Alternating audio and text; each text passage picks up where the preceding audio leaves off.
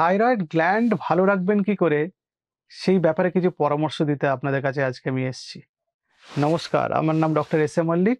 আজকে আমাদের এই সংক্ষিপ্ত আলোচনা হবে যে থাইরয়েড গ্ল্যান্ড আমরা কি কি উপায়ে ভালো রাখতে পারি।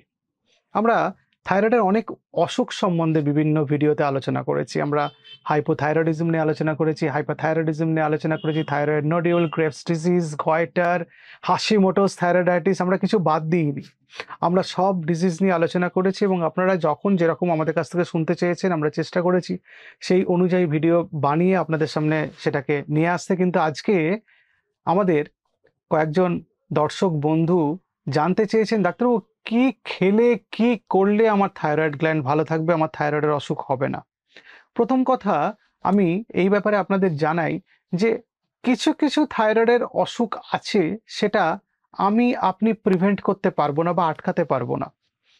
যেমন কিছু অটোইমিউন ডিজিজ আছে, হাশিমোটোস থাইরয়েডাইটিস বলুন, গ্রেভস ডিজিজ বলুন। হাশিমোটোস থাইরয়েডাইটিসের সঙ্গে হাইপোথাইরয়েডিজম লিঙ্কড, গ্রেভ ডিজিজের সঙ্গে হাইপারথাইরয়েডিজম লিঙ্ক।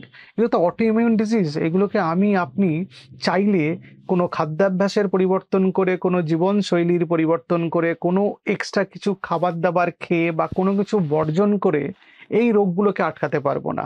আমরা থাইরয়েডের সমস্যায় আটকাতে পারি যে থাইরয়েডের অসুখগুলো পুষ্টির সঙ্গে সম্পর্কযুক্ত বা খাদ্যের সঙ্গে সম্পর্কযুক্ত। যেমন আয়োডিন ডেফিসিয়েন্সি থেকে যে হাইপোথাইরয়েডিজম হয় সেইটা, বা আয়োডিনের আধিক্য থেকে যে হাইপারথাইরয়েডিজম হয় সেইটাকে আমরা আটকাতে পারি। আমরা জানি সারা পৃথিবীতে most common cause of hypothyroidism is iron deficiency. তার মানে সারা পৃথিবীতে হাইপোথাইরয়েডিজমের জন্য যদি সবচেয়ে কমন যে কারণটা হয় সেটা হচ্ছে আয়োডিন ডেফিসিয়েন্সি। কিন্তু পৃথিবীতে তো এরকম অনেক দেশই আছে, উন্নত দেশগুলো যেখানে আয়োডিনের ডেফিসিয়েন্সি বা অভাব নেই, তাদের দেশে কিন্তু হাইপোথাইরয়েডিজমের মোস্ট কমন কজ হচ্ছে হাশিমোটোস থাইরয়েডাইটিস। তো হাশিমোটোস থাইরয়েডাইটিসকে আপনি আটকাতে পারবেন না, আয়োডিন ডেফিসিয়েন্সিকে আপনি আটকাতে পারেন। কিছু কিছু খাবার আছে যে খাবারগুলো আমরা যদি খাই আমরা থাইরয়েড গ্ল্যান্ডকে ভালো রাখতে পারি, থাইরয়েড গ্ল্যান্ডকে সুস্থ রাখতে পারি, সজীব রাখতে পারি, সচল রাখতে পারি। আবার কিছু কিছু খাবারকে আমরা যদি বর্জন করি তাহলেও দেখা গেছে থাইরয়েডের গ্ল্যান্ডের জন্য খুব ভালো এবং থাইরয়েড গ্ল্যান্ড সুস্থ থাকে অনেকদিন বেশি অবধি। এরকম একটি খাবার যেটা আমরা বর্জন করলে থাইরয়েড গ্ল্যান্ড ভালো থাকে সেগুলো হচ্ছে আল্ট্রা প্রসেসড ফুড। আমরা যে জাঙ্ক ফুড, ফাস্ট ফুড এগুলো খাই, সেই জাঙ্ক ফুড, ফাস্ট ফুড খেলে দেখা গেছে সাবক্লিনিক্যাল হাইপারথাইরয়েডিজম বেশি হয়। তো সম্ভবত এই জাঙ্ক ফুড, ফাস্ট ফুড বা আল্ট্রা প্রসেসড ফুড এগুলো প্রসেসিং বা খাবার তৈরি করার সময় যে নুন ব্যবহার করা হয় তার মধ্যে আয়োডিন বেশি থাকার জন্য এটা হয়।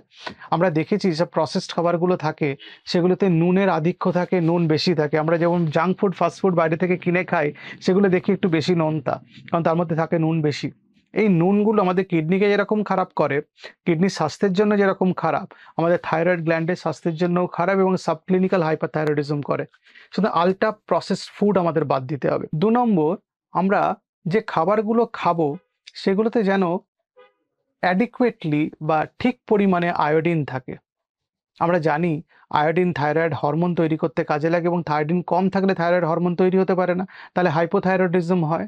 তো আজকাল তো অনেক টেবল সল্টে আয়োডিন মিশিয়ে বাজারে পাওয়া যায়, সেটা একটা সুবিধা হয়েছে মানুষের, সেটা একটা ভালো। কিন্তু তার মানে এই নয় যে অনেক অনেক নুন খেয়ে আয়োডিনের আমরা চাহিদা শরীরে মিটিয়ে নেব। নুন খেলে তো নুনের অন্যান্য শরীরের অসুবিধাগুলোও হতে পারে। আপনার রক্তের চাপ বেড়ে যেতে পারে, আপনার হার্টের অসুখ হতে পারে, আপনার কিডনির স্বাস্থ্য ব্যাহত হতে পারে। সুতরাং এমন খাবার দাবার সিলেক্ট করতে হবে যে টেবল সল্ট বাদ দিয়ে আমরা আয়োডিন পাবো। সেরকম কতগুলো খাবার আমাদের মাছ হতে পারে, বিশেষত সামুদ্রিক মাছ হতে পারে, মাশরুম হতে পারে, পোলট্রি খাবারগুলো বা রেড মিট যে সবসময় খারাপ তা তো নয়। আমরা তো বিভিন্ন ভিডিওতে বলেছি যে প্রয়োজন মতো, স্বাদ মতো আমরা রেড মিট একটা নির্দিষ্ট সময় ব্যবধানে খেতে পারি এবং রেড মিট নিয়ে আমাদের যে ভিডিওটি আছে আমার বানানো, সেটা আপনারা দেখতে পারেন। আয়োডিনের কতটা আয়োডিন খাবেন সেই ব্যাপারটার জন্য নিজে থেকে ডিসিশন নেবেন না।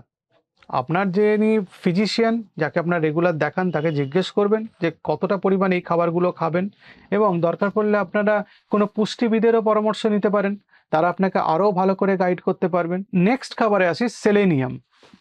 এই সেলেনিয়াম একটা মাইনর এলিমেন্ট আর কি।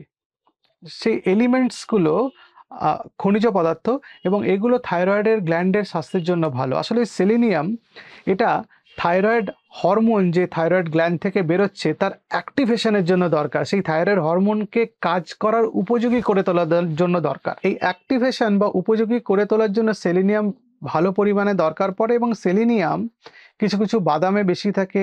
ব্রাজিল নাট বলে একটা বাদাম থাকে, একটু কস্টলি, তার মধ্যে সেলেনিয়াম বেশি থাকে। এবং আমরা রেগুলার যে খাবার খাই, যে হোল গ্রেন শাকসবজি ফলমূল, এর মধ্যে প্রচুর সেলেনিয়াম থাকে। আর সেলেনিয়াম বেশি থাকে বিভিন্ন রকম সামুদ্রিক মাছ এবং মাংসতে। সুতরাং যাদের থাইরয়েডের সমস্যা শুরু হচ্ছে মনে করছেন, অথবা যাদের পরিবারে থাইরয়েডের অন্যান্য কোনো সদস্যদের থাইরয়েডের সমস্যা আছে, তারা এই খাবারগুলো একটু বেশি করে খাবেন, যাতে আপনারা এই এলিমেন্টসগুলো, এই সেলেনিয়াম, এই আয়োডিন, এগুলো আপনারা বেশি করে পান। তাহলে আপনাদের থাইরয়েড গ্ল্যান্ড সুস্থ থাকবে এবং থাইরয়েড গ্ল্যান্ডের অসুখ থেকে আপনারা দূরে থাকতে পারবেন।